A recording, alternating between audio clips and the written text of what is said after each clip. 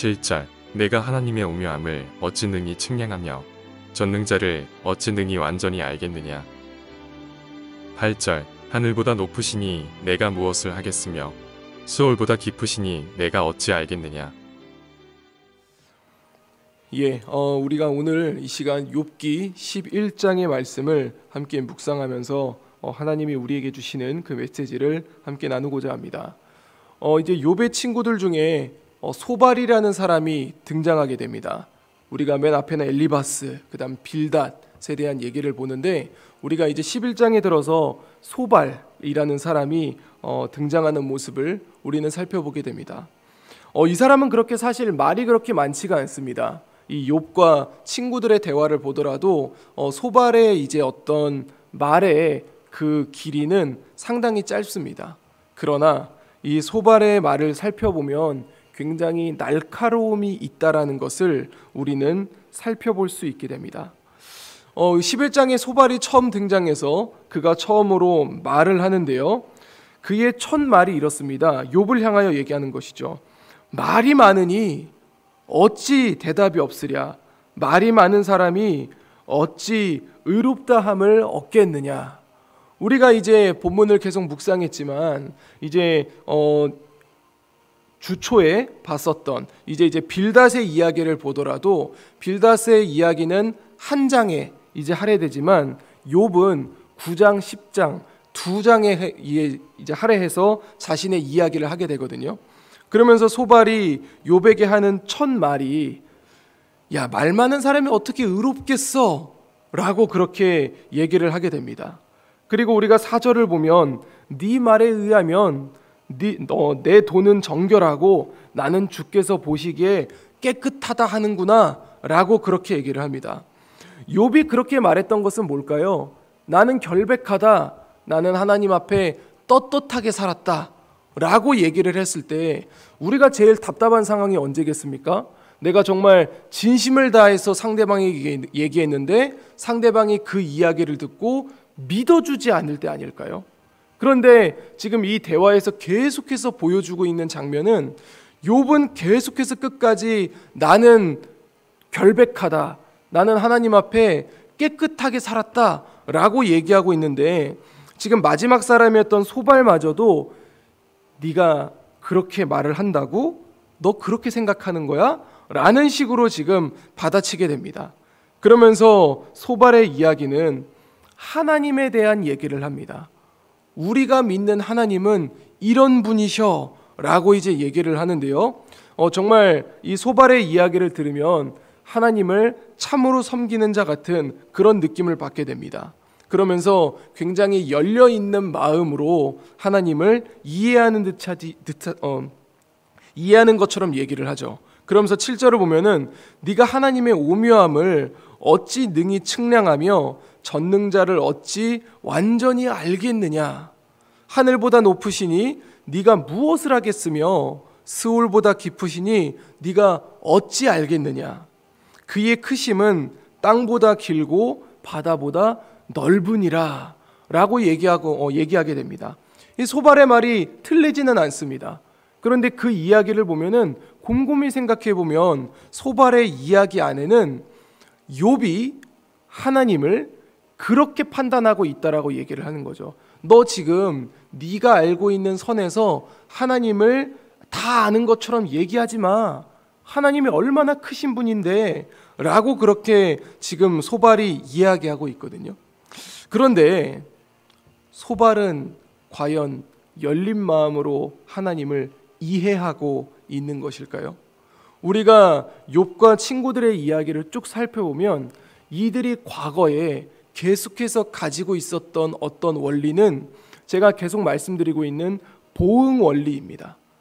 죄가 있으면 벌을 받고 하나님 앞에 의롭게 살면 복을 받는 거지. 욥이 지금 고난을 당하는 것은 너가 당하는 고난은 당연히 너가 죄를 지었기 때문에 벌을 받고 있는 거야.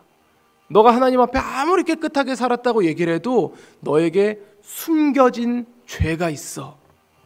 계속해서 그 이야기를 하고 있는데 욥은 당연히 아니라고 얘기를 하겠죠. 그런데 지금 우리가 알다시피 욥이 당했던 고난은 하나님이 주신 고난이 아니라 사탄이 지금 시험하고 있는 것입니다. 그런데 지금 이들은 자신들이 갖고 있는 과거의 그 상식을 가지고 계속해서 모든 것을 판단하려고 있다는 것이죠. 그렇다면 오늘 본문에 처음 등장한 소발은 굉장히 하나님은 크시다고 이야기를 하는데 그는 어떤 생각을 가지고 욥을 바라보고 있을까요? 놀라운 것은 13절부터 말하는 그의 이야기입니다. 13절을 보면은요, 만일 너가 마음을 바로 정하고 주를 향하여 손을 들 때에 내 손에 죄악이 있거든 멀리 버리라. 불의가 내 장막에 있지 못하게 하라. 굉장히 열려있는 사람처럼 얘기를 하지만 만일이라는 말을 붙이면서 너는 지금 마음을 바르게 하고 있지 않아. 너 주님을 향하여 손을 들고 있지 않아. 우리가 방금 10장만 보더라도 그 욥이 하나님을 향하여 기도하는 장면을 보지 않았습니까? 그런데 지금 소발은 욥을 향해서 네가 하나님을 향해 마음이 바르지 않아.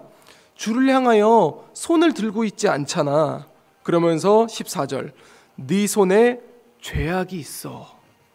그렇게 생각을 하니까 네 속에 죄악이 있거든 멀리 버리라고 그렇게 지금 소발은 이야기합니다. 욥이 이제 하나님께 기도했었던 내용을 보면 그가 이제 하나님께 얘기했던 것은 하나님 나 지금 너무 괴롭습니다. 잠깐이나마 평안을 주세요 라고 그렇게 얘기했던 것을 우리가 어제 살펴보지 않았습니까? 그런데 그 이야기를 들었던 소발이 욥을 향하여 자신의 말을 관철시키려고 이렇게 이야기를 합니다. 18절입니다.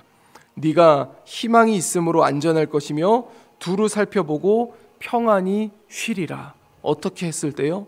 너가 너의 죄를 찾고 하나님께 회개했을 때 네가 원하는 평안을 하나님이 주실 거야. 그 이야기는 결국 너에게 죄가 있어. 주 안에 사랑하는 성도 여러분, 우리는 욥의 이야기를 알고 있고 그 다음에 처음부터 쭉 이렇게 묵상하고 있기 때문에 이들의 이야기가 얼마나 말이 되지 않는지 우리는 알고 있습니다. 어떤 사고로 이제 교통사고가 난 사람에게 이제 찾아가서 괜찮냐, 아프지 않냐 이렇게 물어보지 않고 네 운전에 문제가 있기 때문에 이런 사고가 난 거야. 똑바로 운전해야지. 그렇게 했을 때 그 사람 마음 가운데 위로가 있거나 깨달음이 있을까요? 그렇지 않거든요. 그런데 지금 욥의 친구들은 계속해서 욥에게 너 죄 있어. 너의 죄를 찾아. 라고 그렇게 이야기하고 있는 것이죠. 그렇다면 우리가 오늘 이 본문을 통해서 하나님이 우리에게 기억하고자 하는 그런 말씀은 과연 무엇일까요? 저는 그 중에 가장 첫 번째는 지식과 경험으로 하나님을 판단하지 말라는 것입니다. 사람은 자신이 가지고 있는 지식과 자신이 가지고 있는 경험으로 모든 상황을 판단하려고 생각을 하게 됩니다. 내가 가지고 있는 모든 상황들, 내 앞에 펼쳐진 모든 이야기들을 볼 때 내가 갖고 있었던 경험과 내가 알고 있는 지식으로 이 내 눈앞에 있는 상황들을 해결하려고 하는 것이죠. 그렇게 하다 보면은 우리가 하나님을 그렇게 하다 보면은 우리에게 발생하는 문제점이 생깁니다. 그 중에 이제 두 가지의 문제가 생기는데 첫 번째는 상대방에게 맞지 않는 프레임을 씌우게 됩니다. 어떤 사람에게 그 사람의 상황과 판단이 있고 그 사람을 향한 하나님의 계획하심이 있지 않겠습니까? 그런데 내 지식과 내 경험을 토대로 그 사람을 바라보면서 너 이게 문제야. 저 사람 저러니까 저렇게 되는 거지 라고 하면서 우리가 이야기하지는 않습니까? 그런 모습이 우리 안에 녹아져 있다는 것이죠. 그리고 두 번째는 그렇게 하다 보면은 나 스스로 하나님을 망령되게 부르게 된다는 것이죠. 오늘 이제 소발의 이야기를 보면 얼마나 하나님을 경건하게 생각하는 사람 같습니까? 하나님은 크셔. 하나님을 우리가 다 이해할 수 없어. 하지만 반대로 그는 하나님을 자신의 지식과 경험 안에서 판단하고 모든 것을 알고 있는 것처럼 욥에게 프레임을 씌워버리는 것입니다. 우리는 이 부분을 조심할 수 있어야 됩니다. 우리 앞에 펼쳐져 있는 상황들, 우리 옆에 있는 사람들에 대한 어떤 모습들을 바라볼 때 우리는 이웃사랑이라는 이 네 글자의 이름으로 아름답게 포장해서 누군가를 판단하고 누군가를 정죄하고 그리고 그 사람 없을 때 뒤에서 누군가를 뒷담화하게 되는, 그 사람 이랬대, 그러니까 벌 받는 거야, 이런 식으로. 그러면서 우리는 그 모든 것을 이웃사랑이라고 얘기를 하게 됩니다. 이런 모습들이 교회 안에 녹아져 있는 경우가 있고 한국 사회 안에 굉장히 심각하게 도드라져 있는 그런 부분이 아니겠습니까? 그렇기 때문에 우리는 이 지식과 경험으로 하나님을 다 안다라고 하는 것을 조심해야 되는 것이죠. 그렇기 때문에 우리에게 두 번째 받을 수 있는 깨달음은 모든 상황에 겸손함으로 나아갈 수 있어야 됩니다. 우리가 하나님을 바라볼 때 겸손한 마음으로, 주님, 내 앞에 펼쳐져 있는 이 상황을 제가 어떻게 받아들여야 되겠습니까? 라고 하면서 기도함으로 나아갈 수 있어야 된다는 것입니다. 지금 이제 거의 끝나갔다고 얘기를 하지만 우리가 코로나를 맞이했을 때 어떤 생각들을 가졌습니까? 어떤 사람은 코로나가 하나님이 주셨다고 얘기하고, 어떤 사람은 코로나가 사탄이 줬다고 얘기를 하고, 어떤 사람은 코로나가 인간이 만들었다고 얘기를 하는데 누가 만든 것일까요? 아직까지 정확히 그것을 알 수는 없거든요.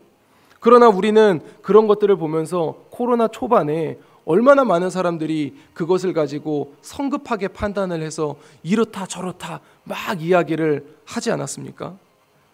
우리는 오늘 이제 소발의 이야기들, 그리고 욥의 친구들의 이야기들을 볼 때 우리가 하나님을 바라보면서 겸손함으로 나아가야 할 줄로 믿습니다. 우리는 미래를 알 수가 없습니다. 오늘 하루, 오늘 목요일이지 않습니까? 우리가 이 목요일을 맞이할 때 오늘 하루 우리에게 어떤 일들이 펼쳐지게 될까요? 아무도 알 수 없습니다.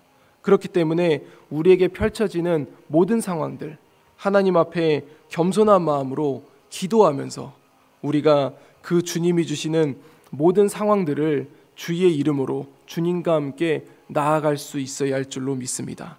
이제 오늘 하루가 시작됩니다. 오늘 하루 우리에게 주시는, 우리 앞에 펼쳐지는 하나님의 은혜와 하나님의 역사가 있습니다. 그 역사 앞에 나의 지식과 경험을 잠시 내려놓고 하나님 앞에 겸손함으로, 간구함으로 주님과 함께 동행해 나갈 수 있는 우리 재건부평교회 모든 성도님들이 될 수 있기를 우리 주 예수 그리스도 이름으로 간절히 축원드립니다. 기도하겠습니다. 이제 오늘 받은 말씀으로 함께 기도하겠습니다. 하나님, 지식과 경험으로 모든 것을 알고 판단하는 오만함으로부터 멀어지게 하옵소서. 내 앞에 펼쳐지는 모든 상황들을 겸손하게 기도하면서 주님의 뜻을 구하고 주님과 함께 동행하게 하여 주시옵소서. 함께 기도하겠습니다.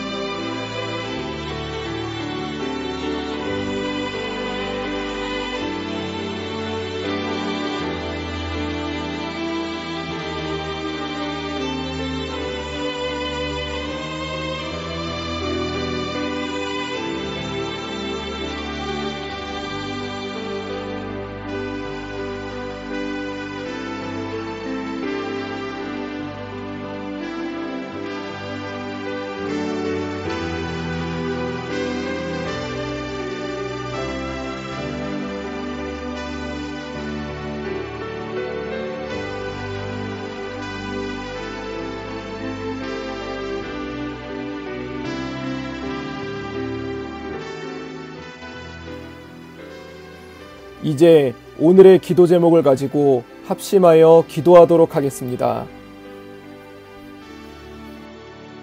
첫 번째 기도 제목입니다. 거리두기가 해제되고 맞이하는 첫 주말입니다. 가족과의 시간, 여러 방면으로의 회복을 생각할 수 있겠지만 하나님과 나와의 관계를 돌아볼 수 있는 이 날이 되게 하여 주옵소서. 함께 기도하겠습니다.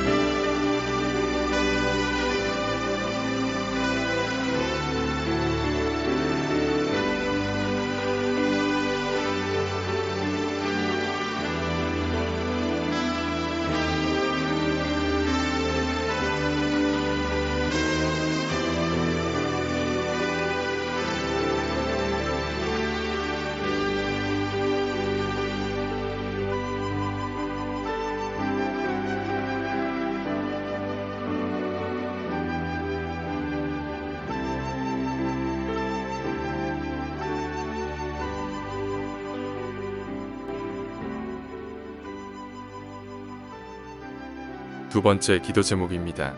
연약한 자를 위해 기도합니다. 우리 교회에는 육체적인 또는 영적인 어려움을 가지고 있는 자들이 있습니다. 주님, 이들의 불편함을 기억하여 주시옵소서. 주께서 치유의 손길을 허락하셔서 영육간의 강건함으로 나아가는 우리 교회가 되게 하여 주옵소서. 함께 기도하겠습니다.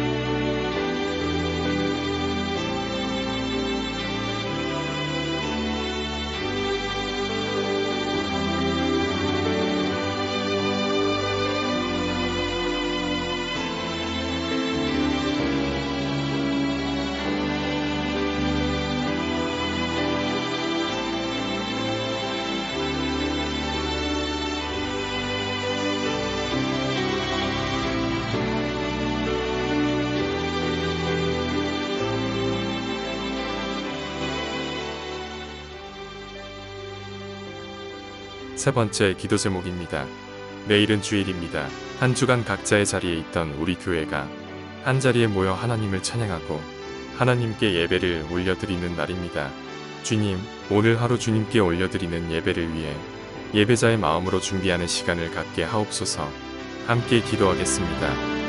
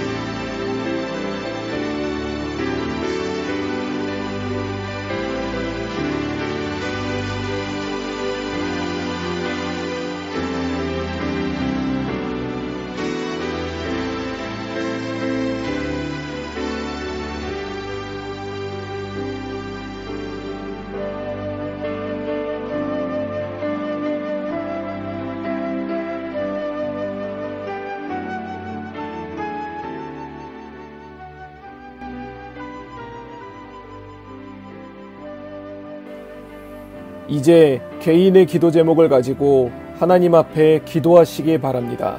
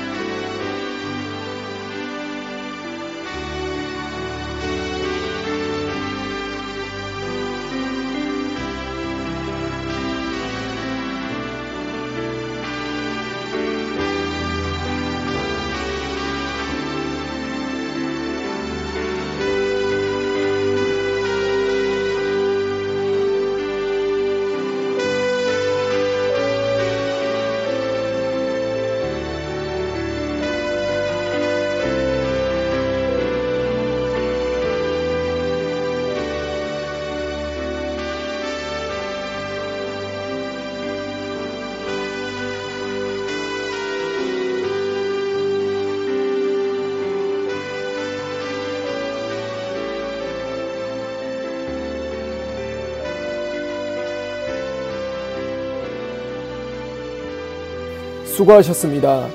오늘도 하나님의 인도하심 가운데 승리의 하루를 보내시는 우리 재건부평교회 모든 성도님들이 되시기를 주님의 이름으로 축복합니다.